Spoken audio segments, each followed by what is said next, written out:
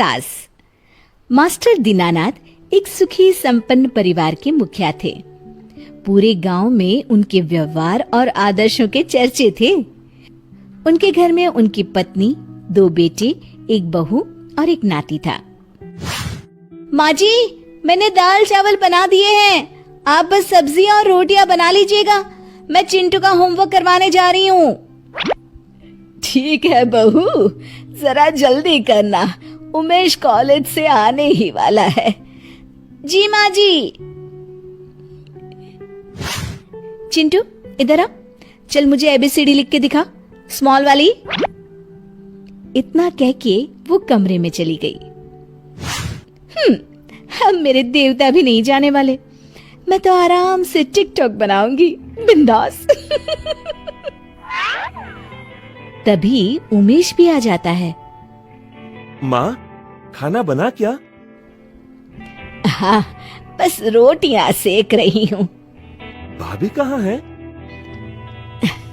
चिंटू को पढ़ा रही है, मैं लगाती हूँ ना खाना, बस 5 मिनट रुक जा। ठीक है माँ, मैं हाथ मुंह धोकर आता हूँ। ये बातचीत घर का बड़ा बेटा दिवाकर सुन रहा था। वो अपने कमरे में गया। रत्ना, ये क्या है? क्या क्या है? तुम मोबाइल चला रही हो, पहले खाना बनाना चाहिए ना। खाना तो बना के आई हूँ, अब क्या पूरे दिन चूल्हे में ही घुसी रहूं? अगर बना कर आई हो तो माँ रोटियां क्यों बना रही हैं? अच्छा, अब समझी। सिखाए पूत दरबार में हाजिर। मतलब कि माँ जी ने आपको भड़काया है। रत्ना, माँ ने कुछ नहीं कहा, मैंने खुद देखा है। मालूम है। घर की बहू आराम से मोबाइल चलाए और बुजुर्ग माँ खाना बनाए, ये शोभा देता है क्या? अरे इतनी भी बुरी नहीं है, 4 रोटी ही तो सेकी है। मेरी दादी अभी तक पूरे घर का काम करती है। ओह, अब समझा, तो ये तुम्हारी खानदानी परंपरा है। सुनो जी, खानदान पर मत जाओ, नहीं तो अच्छा नहीं होगा, बता देती हूँ। तुमसे बात करने से अच्छा दीवार पे सर मार लूं। हाँ, मारो ना। तभी माँ की आवाज आती है।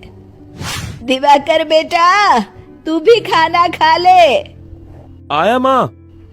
थोड़ी देर बाद सब खाना खा के उठते हैं। अरे, आपने बर्तन क्यों मांज लिए? मैं तो करने ही वाली थी। तो क्या हुआ बेटा, चलो अब तुम भी खाना खा लो। खाना खाकर रत्ना फिर कमरे में चली जाती है। इसी तरह दिन गुजरते रहते हैं और कुछ दिन बाद। माँ जी, क्या हुआ? आप उठी नहीं अब तक?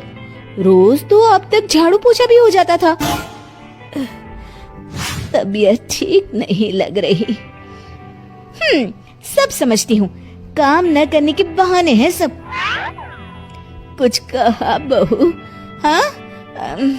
नहीं माँ जी, आप आराम कीजिए। आज तो रत्ना को ही पूरा काम करना पड़ा। वो आराम कर रही थी कि दीनानाथ जी ने आवाज लगाई। अरे बहू, घर का ध्यान रखना, मैं तुम्हारी माँ जी को डॉक्टर के पास लेकर जा रहा हूँ। जी बाबूजी। शाम को दीनानाथ जी अखबार पढ़ रहे थे। अब बहू, एक गिलास पानी तो देना। ये लीजिए। क्या कहा डॉक्टर ने? पीलिया बताया है, कहा है ज्यादा बढ़ गया है, 1 महीने तक कंप्लीट बेड रेस्ट करना होगा।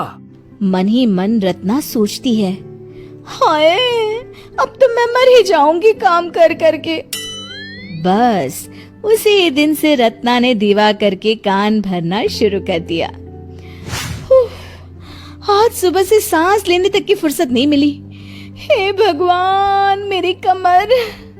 हाँ, इस समय तुम फिरकी बनी हुई हो। अच्छा, तो पहले क्या मैं पड़ी पड़ी खाती थी? मेरा वो मतलब नहीं है रत्ना। मतलब मैं अच्छे से समझती हूँ जी, तुम्हें मेरी फिक्र ही कहाँ है। अरे भगवान, ऐसी बात नहीं है। अच्छा लाओ, मैं मालिश कर देता हूँ। अगर ऐसी बात नहीं है तो अलग क्यों नहीं हो जाते? माँ की तबीयत ठीक होने दो, फिर देखता हूँ। कुछ दिनों बाद रत्ना वही बात छेड़ती है। अब तो माँ जी की तबीयत ठीक है ना, बात कीजिए तो। उमेश की शादी के बाद देखते हैं। नहीं, अभी बात कीजिए, मेरे भी कुछ अरमान हैं। यहाँ तो सिर्फ काम वाली बाई बना कर रखा है। ठीक है बाबा, आज ही करता हूँ बात। शाम को दिवाकर हिम्मत करके माँ बाबूजी के पास जाता है। माँ, बाबूजी। हाँ बेटा, बोलो। वो बोलो बेटा। माँ, मैं ये कहना चाह रहा था कि मैं रत्ना, मेरा मतलब इस समय काम कुछ ज्यादा है तो। समझ गई बेटा, तुम लोग अलग रहना चाहते हो। पर माँ, रहेंगे तो यहीं। तुम्हें अलग होना है तो हो जाओ। वैसे भी जो पोर्शन किराए पर देते हैं अभी खाली पड़ा है, तो तुम वहीं रहो। लेकिन तुम अब मेरे लिए सिर्फ एक पड़ोसी हो। मैंने सब सुन लिया है और मैं बहुत खुश हूँ। अब कम से कम अपनी जिंदगी तो जी सकूंगी। उसी दिन से वे बाबूजी के कहे अनुसार घर के दूसरे हिस्से में रहने लगते हैं। सुबह होते ही, सुनो, आप इस लिस्ट में लिखा सामान ले आइए, मैं चिंटू को ट्यूशन से ले आती हूँ। अब दिवाकर सुबह ड्यूटी पर चला जाता और चिंटू को स्कूल छोड़ने, लाने, खाना, बर्तन, झाड़ू, पोछा, सारे काम रत्ना को अकेले ही करने पड़ते हैं। छुट्टी का दिन था। चलो खाना खा लो सब लोग। मम्मी, आज फिर से दाल चावल, मुझे रोटी चाहिए। हाँ यार, रोज यही बना देती हो। हे राम, तुम लोगों को खाने की पड़ी है। यहाँ मर गई। पहले तो कितना कभी नहीं थकती थी मैं।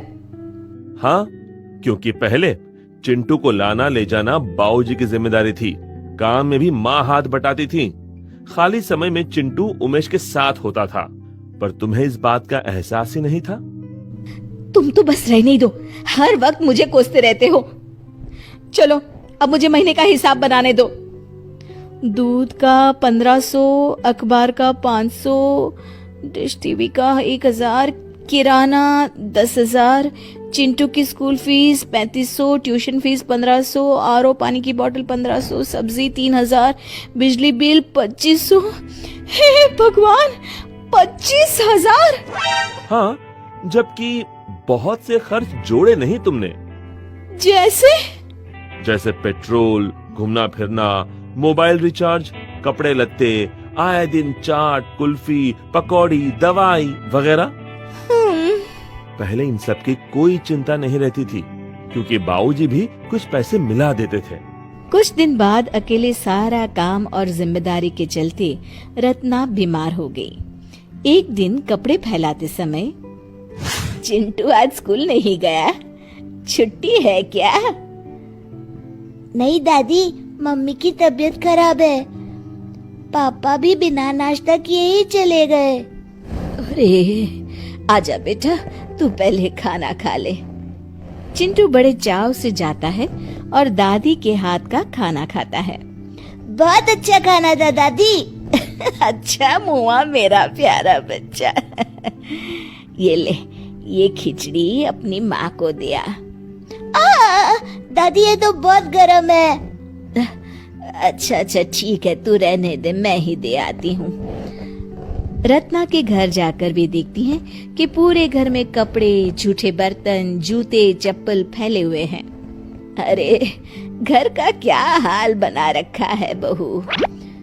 अरे माँ जी, आप आइए ना, बैठिए। बैठी रहे, पहले ये खिचड़ी खा, तब तक मैं घर ठीक कर देती हूँ।